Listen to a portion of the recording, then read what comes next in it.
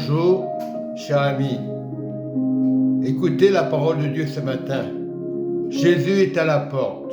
Les choses doivent arriver. Jésus est vraiment à la porte. Dans Luc 20, verset 5, nous voyons comme quelques-uns parlaient des belles pierres, des objets apportés en offrande qui faisaient l'ornement du temple. Jésus dit, les jours viendront où de ce que vous voyez, il ne restera pas pierre sur pierre qui ne soit renversé.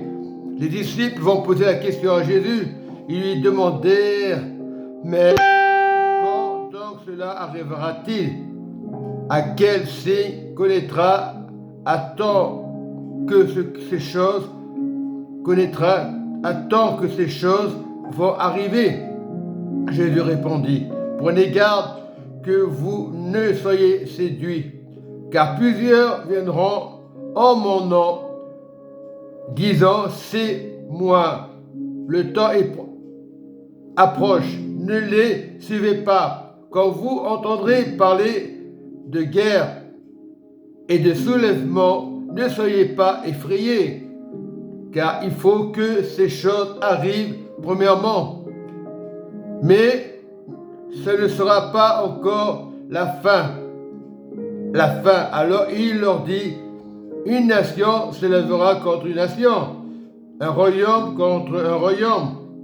Il y aura de grands tremblements de terre et en divers lieux, des pestes, des famines, il y aura des phénomènes terribles et de grands signes devant le ciel. Mais avant tout cela, on mettra la main sur vous et l'on vous persécutera, on vous livrera aux synagogues, on vous jettera en prison, on vous mènera devant les rois, devant les gouverneurs, à cause de mon nom.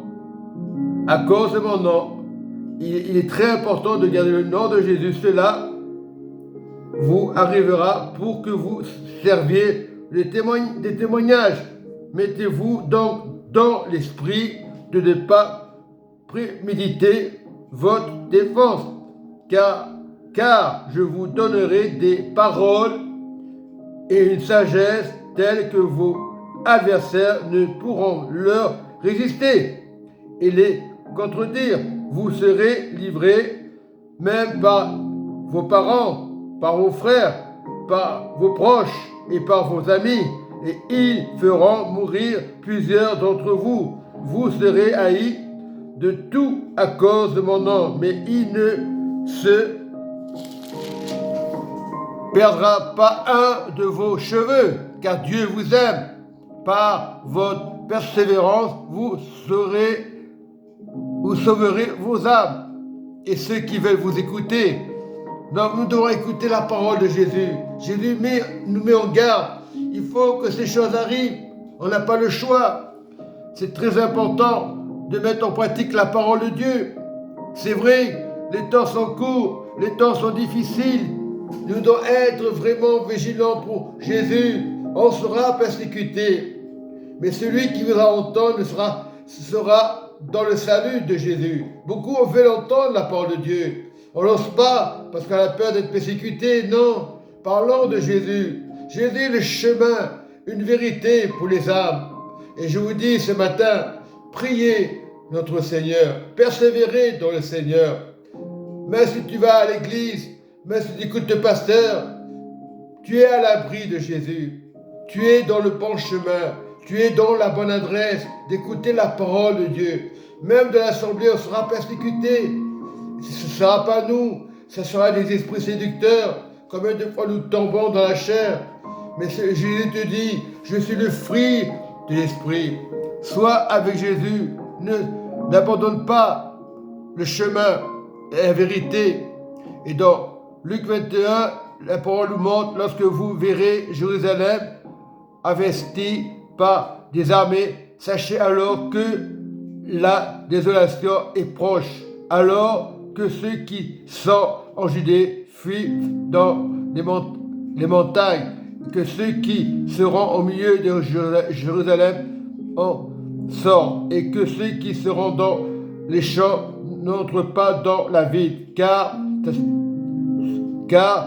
ce seront des jours de vengeance pour l'accomplissement de tout ce qui est écrit. Malheur aux femmes qui seront enceintes, à celles qui allaiteront en ce jour-là, car il y aura une grande détresse dans le pays et de la colère comme le peuple. Ils tomberont sous le tranchant de l'épée, ils seront amenés captifs par toutes les nations. À Jérusalem sera foulé aux pieds des nations, jusqu'à ce que le temps des nations soit accompli. Il y aura des signes dans le soleil, dans la lune et dans les étoiles, et sur la terre. Il y aura de l'angoisse chez les nations qui ne sauront que faire au bruit de la mer, des flots, les hommes rendant l'âme de terreur dans l'attente de ce qui surviendra pour la terre, car la puissance des cieux sera ébranlée. Alors on verra le Fils de l'homme, c'est-à-dire venant sur la nuée, c'est-à-dire Jésus, une puissance, une grande gloire. Non, Jésus est à la porte, ne soyez pas inquiets, Jésus revient. Et nous voyons dans le verset 23, quand ces choses commenceront à arriver, redressez-vous et vous le verrez, redressez vos têtes, parce que votre délivrance est proche.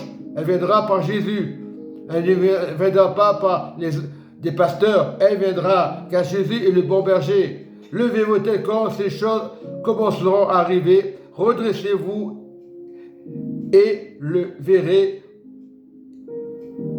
vos têtes, et levez vos têtes, je veux dire, parce que votre délivrance est proche.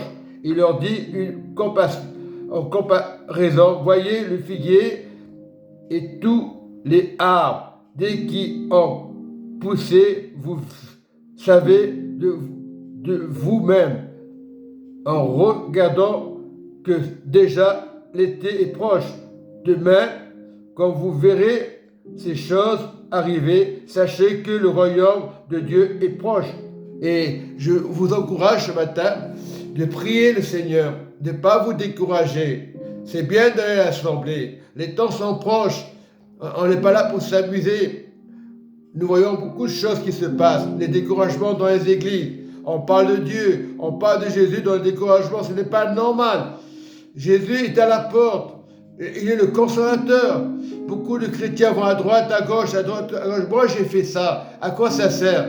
Priez sans cesse. Priez sans cesse. Sans cesse. Dans Acte 2, verset 21, celui qui persévérera sera sauvé jusqu'à la fin. Il ne faut pas regarder ce qui se passe à la télévision, les bruits de guerre. Jésus est à la porte. Soyez encouragés. C'est bien d'aller dans l'assemblée le dimanche matin. C'est bien de faire des conventions. Non, il est temps de prier. Oublions les conventions. Il est temps de persévérer. C'est bien de faire des programmes d'église. À quoi ça sert les programmes? À rien. Il est temps de prier, de se mettre en prière, en jeûne. Jeûner sans cesse. Le jeûne est très important. Pour que la guerre s'arrête, jeûner sans cesse. Je ne cherche pas des églises à droite, à gauche. Qui c'est le meilleur pasteur? Celui qui est bon, c'est Jésus. Il ne peut pas mentir. L'homme peut te mentir, le pasteur peut te mentir, mais Jésus ne ment pas. Il est le salut pour l'humanité. C'est ça l'église. L'église est dans ton cœur, ce n'est pas un bâtiment. Le fait de s'asseoir, quand tu vas à l'assemblée, tu es là pour encourager les frères et sœurs.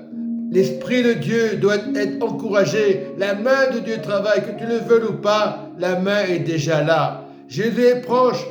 C'est pas parce que tu es musulman ou chrétien, ça va rien changer. Jésus est à la porte. Arrêtez de vous faire la guerre à cause des religions. Parce que tu es musulman, tu as été énervé parce que tu es catholique. Ça, c'est de la bêtise humaine. Jésus n'est pas une religion. Il n'est pas des religions. Jésus doit faire. Le fruit de Jésus est là. Nous voyons ces choses aujourd'hui à la télé. Nous voyons Poutine. Nous voyons tous ces dictateurs qui ont fait du mal. Oui, nous devons être le fruit de Jésus, pas les fruits des dictateurs. Il y aura toujours des guerres, mais la persévérance donne du fruit pour ton cœur, pour le royaume, pour ta famille. Non, ne rejuge personne maintenant. Il est temps de prier, de persévérer. Ah, dis pas, je suis musulman, ah, je suis chrétien, tu n'es pas meilleur. Le Seigneur viendra pour toutes les nations. Il n'y aura pas d'étiquette. Il est à la porte. Ah, mon église, ah, mon pasteur. Oublie ton pasteur. Regarde le pasteur Jésus. Oublie-toi. On doit s'oublier. On doit persévérer. C'est sérieux. Dieu ne ment pas. Mais la persévérance va libérer beaucoup de personnes.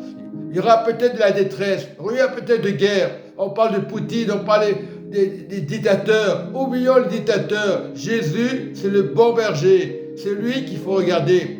Ce n'est pas toi, ce n'est pas le pasteur. Jésus est à la porte. Soyez bénis. Amen et amen.